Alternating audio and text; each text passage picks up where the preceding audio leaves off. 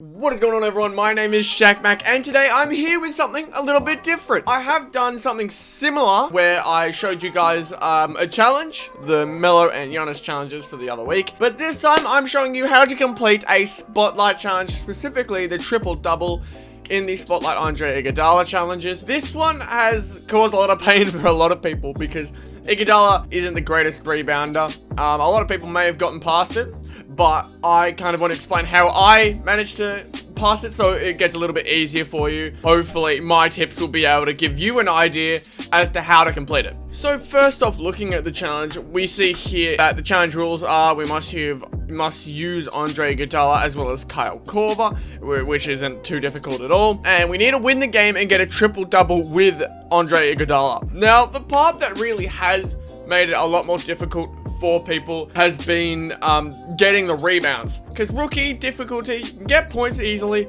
you can get assists really easy as well. Those two aren't really too much to stress about. It's the rebounds that people get stuck up on. So with this one, I'm going to show you my best attempts at trying to show you how I managed to grab my 10 rebounds with Andre Iguodala. I think when I completed the challenge, I grabbed 11. And so basically, I'm going to show you the lineup for the team that I use. I have Kyle Korver at the shooting guard, and then the rest I have Evos, so just if I score any points with them, everything works out all fine in the end. And Andre Iguodala at the small forward. Don't have him at the shooting guard. Keep Kyle Korver there if you want to, or a better shooting guard. It's completely up to you. But have your Andre Iguodala at the small forward position. Usually people say put your put your bronze players in those power forward and center positions. I'm going to keep Serge Ibaka out there. I'm actually going to switch out. I'm going to switch out Joakim Noah. I'm going to put him in there, and then I'm going to replace him with a bronze player, just so I'm not wasting any contracts of players that I want to use. Alright, now I've got all those players in. I've got the Evo cards that I want to use for the moment, who will be playing games and eventually be racking everything up. But, again, this triple-double with Andre Iguodala, I'll get more into it as we get into the game, but this is what your lineup should be looking like. If you want to, and make it even easier for yourself, have another bronze power forward in that position, just so Andre Iguodala has a better chance at getting those rebounds. But it shouldn't matter in the end, and I'll show you why in the game. Alright, as you can see here, we are getting ready for tip-off, and I'll show you a few settings that I usually do to start it off. We've won that, so what I'll show you first is the matchups. So what you want to do, you want to go into game plan, matchups, and as you can see, at the moment, they're all currently on auto. Now, this screen is a bit tedious, and you'll figure out why eventually. But what I like to do is I like to switch out all the matchups so that we've got Andre Iguodala guarding the center. And the reason I want him guarding the center is so that we've got him right in prime position to be grabbing those rebounds, as Ben Wallace, for the most part, will be planting himself in the paint. So once they put a shot up with anyone, Andre Iguodala is right there already. So here, I'm going to switch the matchup to Antetokounmpo. I'm going to put Ibaka there. Actually, I may even put Ibaka at the point guard matchup, and then Antetokounmpo there. Then we want Thomas, Korver, and then Iguodala on that on Ben Wallace. Basically, when I say it's going to be tedious, I mean every time there is a substitution, you are switching these guys, you're switching their matchups so that you've got your center, power forward, point guard, shooting guard, Iguodala. That's how it should be going.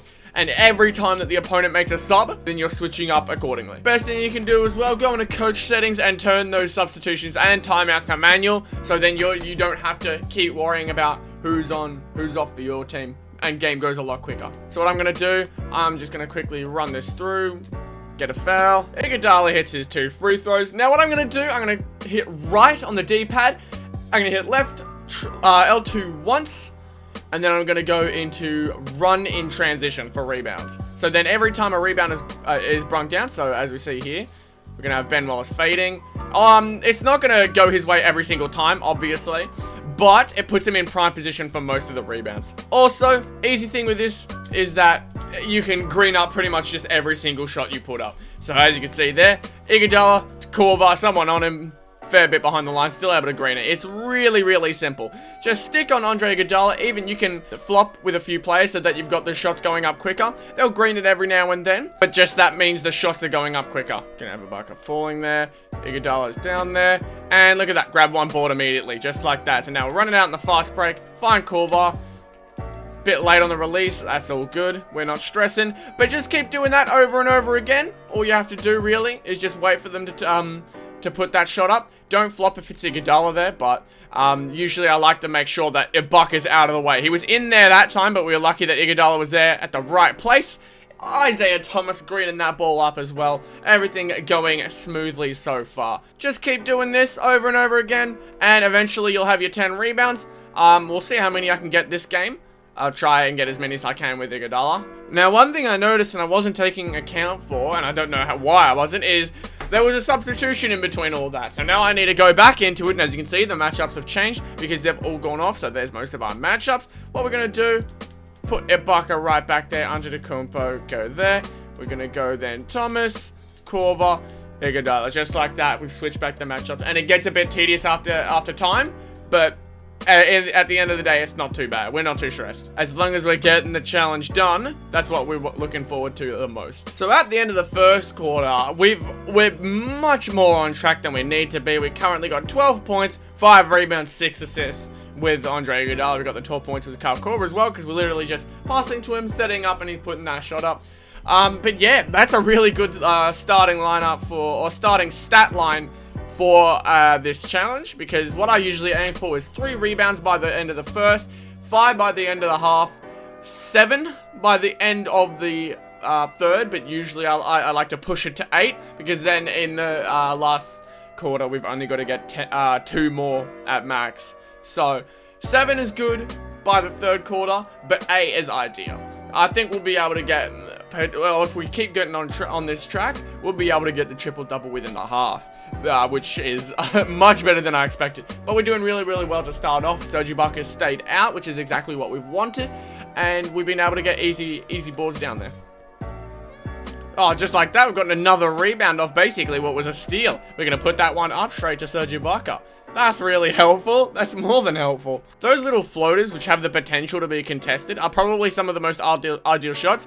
Because any person on this team can hit a 3-point shot, which I've learned, whether it's Chauncey Billups or even their bronze player, can hit 3-point shots. So if you can get them running into the paint, putting up a bad floater, a contested floater, makes the entire thing a little bit easier. Gives you a better chance of him missing right in there, and then a soft rebound off the back of the ring.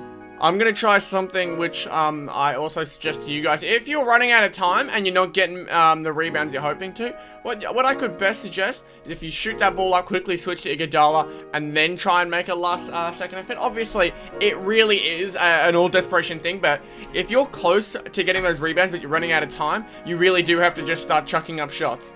That's the only way you can really do it. Unfortunately, we're 1 rebound off getting it at the half, which I'm not too stressed about because you got an entire half to get the 1 rebound.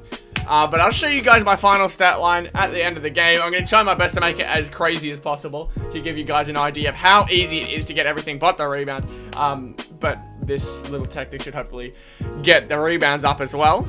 And just like that, we have beaten them 140-65. A pretty convincing victory, if you ask me. So challenge completed quite easily in that case. We were able to complete the total challenge and get him his triple-double. The challenge, the little technique that we did, worked to a T. I got the most rebounds I've ever gotten with this challenge before. So that's always a plus. I think the final total was about 40 points, 18 rebounds, and 33 assists, something like that. I forgot to check the box score. I just immediately quit. That's not what you should be doing.